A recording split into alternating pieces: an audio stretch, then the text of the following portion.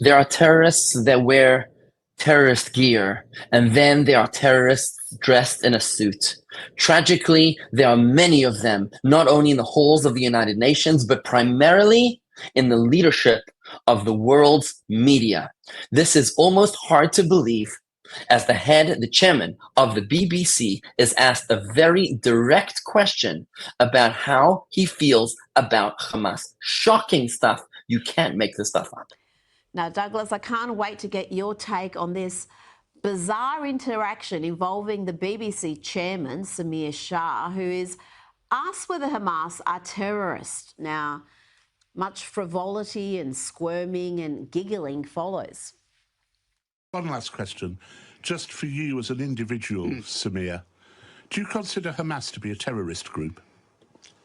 I have to answer that in terms of the way we currently view it. What do you think they are? Do you think they're a convocation of happy little squirrels? I don't think that. But I'm here as a chairman of the BBC. I know you are, but you're also here as Samir Shah. You exist as an individual entity.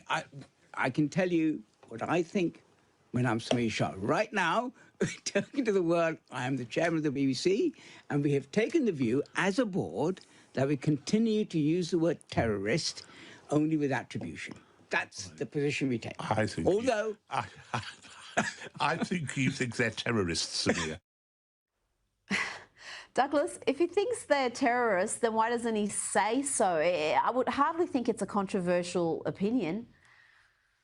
Isn't it bizarre, Rita? I mean, it's not hard to call Hamas terrorists, not just because they are, but because they're designated as such in the UK and most other Western countries. I mean, what's so difficult about that? I think really what we see there, I couldn't quite believe the sort of jolly squirming of Samir Shah on that. I mean, you know, he's talking about people who have been busily murdering other Palestinians in recent days, and who, of course, for years have tried to commit genocide against the Jewish people and say they want to wipe the Jewish people off the face of the earth and everyone else next. Now, I mean, I can't see why any of that is such a sort of squirmingly funny matter to Samir Shah. I'd like to see him laugh his way through an interview about any other genocidal group that wanted to wipe out any organization or group of people from the face of the earth. It's very, very strange behavior.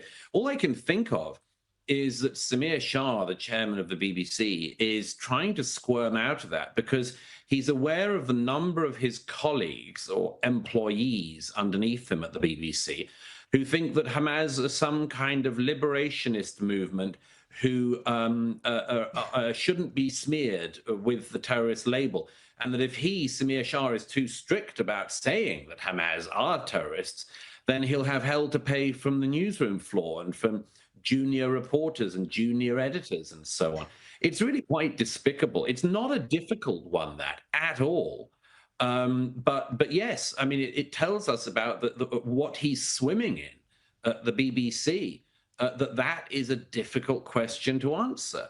You know, I'd love to see him do it on any other group, as I say. I mean, I don't know if he finds Al-Qaeda as chortlingly funny as he does Hamas or ISIS or anyone else. But it tells you an awful lot about the way in which the BBC just contorts itself on these really quite straightforward questions. But yeah, I completely recognize the thing he's swimming in. It's a newsroom and an organization that finds it incredibly hard to actually call Hamas what they call themselves. So incredibly sad to realize what it is that we are submitting ourselves to when we turn on that television. If you're allowing BBC into your home, into your phone, into your office, you're allowing this kind of filth to pollute your mind, and even worse, to pollute the mind of your loved ones, your children, and your grandchildren. We're so careful with the food that comes into our body. You wouldn't take poison and just stick it into your body just because it's available.